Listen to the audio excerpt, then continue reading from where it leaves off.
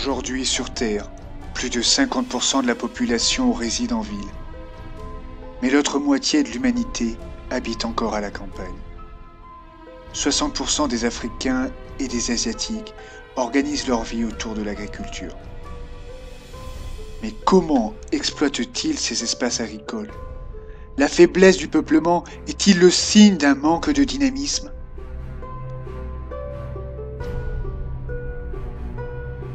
C'est ce que je vous propose de découvrir.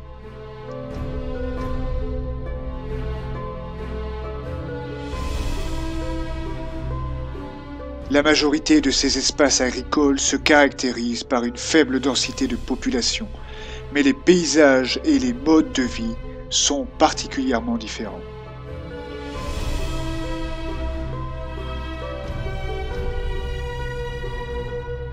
Dans les pays en développement, les paysans regroupés en villages sont souvent pauvres.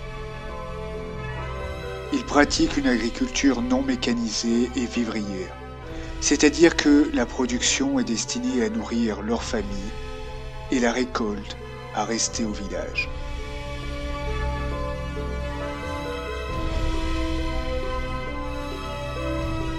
Toutefois, de l'agriculture d'exportation se développe près des axes de communication, à l'image de la culture des roses au Kenya, du café de l'Angola et de l'huile de palme en Indonésie.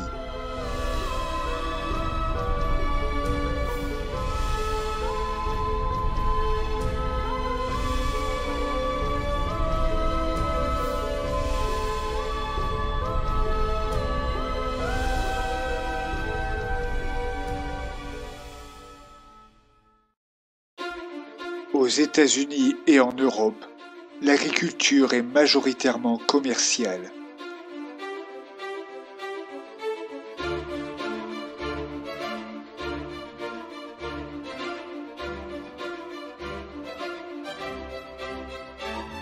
Dans la plaine de la Limagne, près de Clermont-Ferrand, les champs sont immenses. Les agriculteurs y sont peu nombreux, mais ils produisent beaucoup grâce à la mécanisation. Les tracteurs, endaineurs, moissonneuses-batteuses et arroseurs automatiques sont de plus en plus puissants et performants.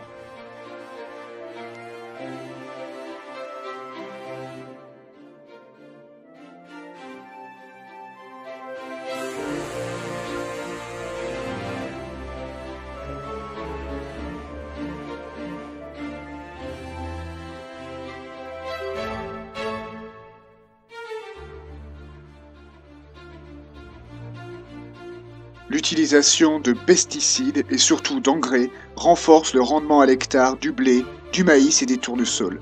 C'est donc une agriculture intensive, tournée vers l'exportation avec la multinationale Limagrain, 4e semencier mondial et 2e boulanger industriel français avec sa filiale Jacques & Brossard. L'agriculture transforme les paysages avec de grands champs cultivés, ou avec des bocages parsemés de petites prairies modelées par l'élevage.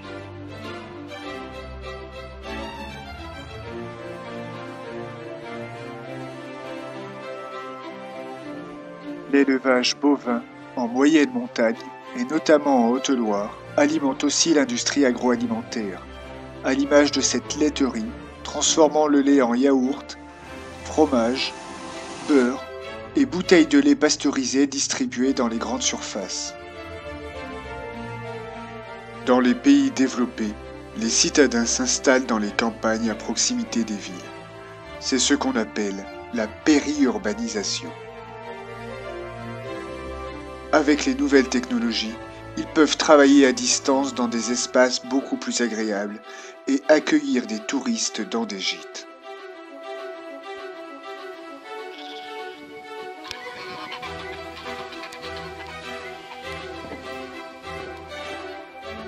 Mais ces espaces peuvent être isolés, à l'image du village de Mézère. Il faut souvent parcourir de longues distances pour accéder aux services publics. Le collège est à plus de 10 km et l'hôpital à presque 30. De même, il faut faire 3 km pour rejoindre la première boulangerie et 10 pour chercher de l'essence. Au final, même si la part de la population rurale diminue depuis un siècle, la moitié des humains vit toujours à la campagne. L'agriculture est intensive et commerciale dans les pays développés, mais elle est vivrière et peu mécanisée dans les pays pauvres. Toutefois, on voit s'y développer des plantations destinées à l'exportation, alors que certains ruraux des pays riches se convertissent au tourisme vert.